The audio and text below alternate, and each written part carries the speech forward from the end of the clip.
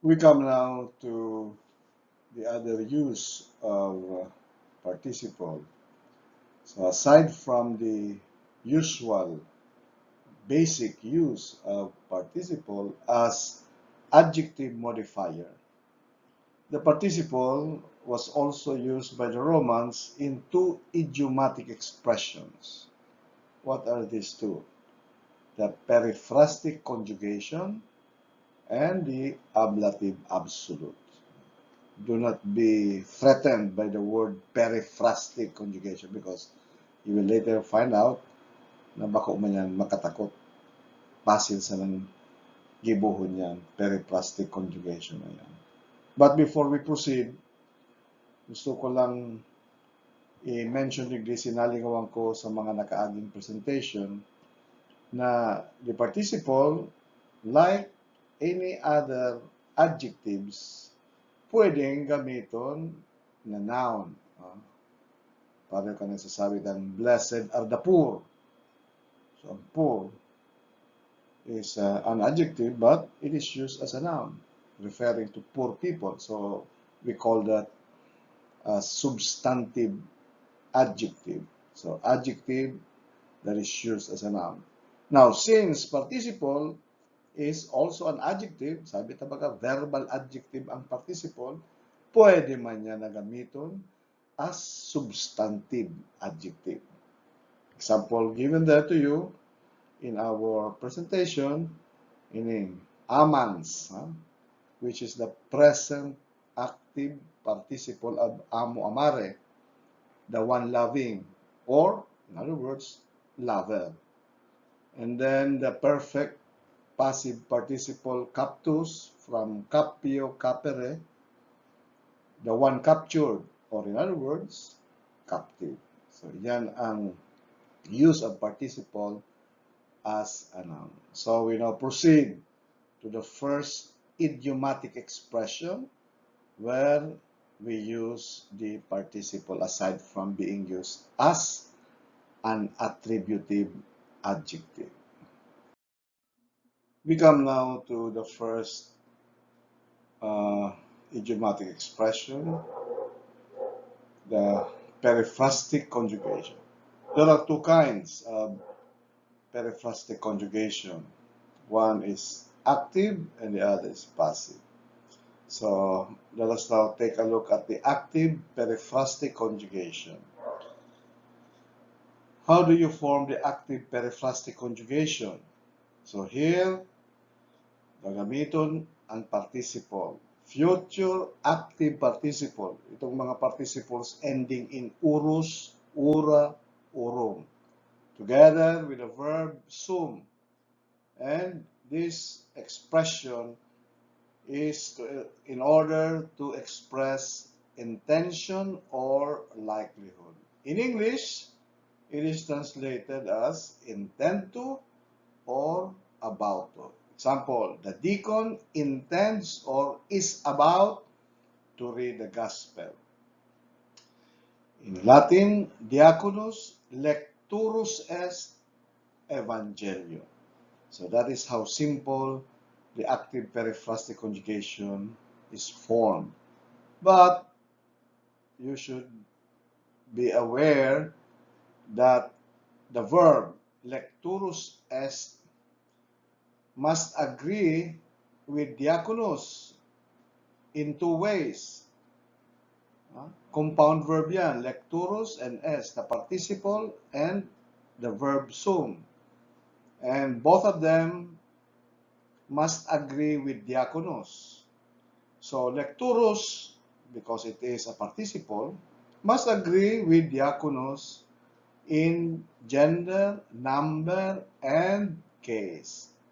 While est, which is the verb to be, must agree with the subject diaconus in person and number.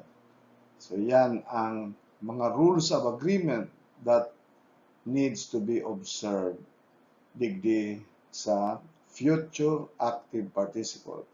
Kung hihilingon nindo, if we read it just diaconus lecturus est without the direct object, we will notice that lecturus is just like a predicate adjective, while est is just like a linking verb. And we know that the rule of agreement between the predicate adjective and the subject is agreement in gender, number, and case. So yan, as simple as that. So active periphrastic conjugation to express intention or likelihood.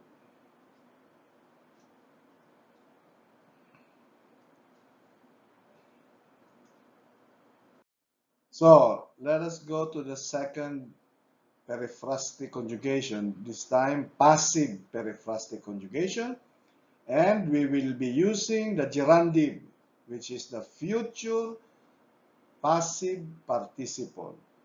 Yun itong mga ending in endus, enda, endum na participle. And again, together with the verb sum, used to express obligation or necessity.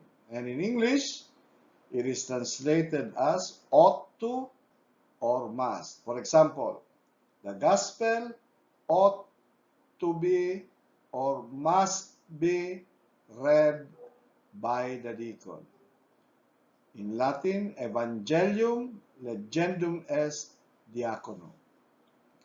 So, the same as the active periphrastic conjugation, you have to remember that legendum est is a compound verb composed of a participle, which is verbal adjective, and the verb sum.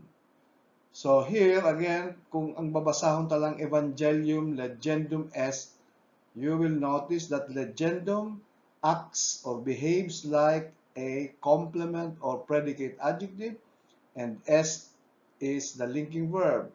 So we have subject, linking verb, complement adjective. And again, rule of agreement, the ipaglingawan. Legendum as participle, as verbal adjective, must agree with the subject in gender, number, and case. Kaya evangelium is neuter, singular, nominative, the subject. Legendum agrees with it in gender, number, and case. Est, as just like a linking verb, agrees with evangelium, the subject, in number and person. So, yun yan. Kaya, mahihiling tadigdi na ining construction ini very simple. Just use the gerundive plus the verb sum.